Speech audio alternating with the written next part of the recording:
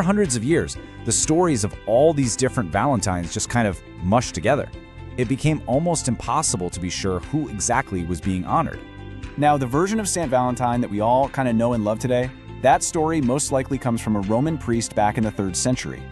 The legend says he was martyred because he was secretly marrying Christian couples against the emperor's orders.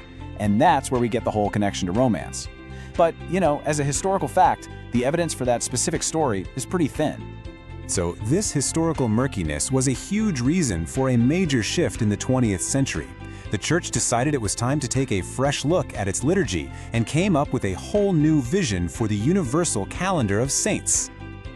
This whole reform effort was really guided by a super important document from the Second Vatican Council called Sacra Sanctum Concilium. The main goal was to make sure that the liturgy, the church's public prayer and worship, was crystal clear about the most important stuff, the central mysteries of our faith, like the life, death, and resurrection of Jesus. So the people in charge of this reform were asking a really fundamental question. They were saying, hey, should the feast days of saints, especially saints where we're not even sure of the history, should they ever overshadow the main event, the story of our salvation?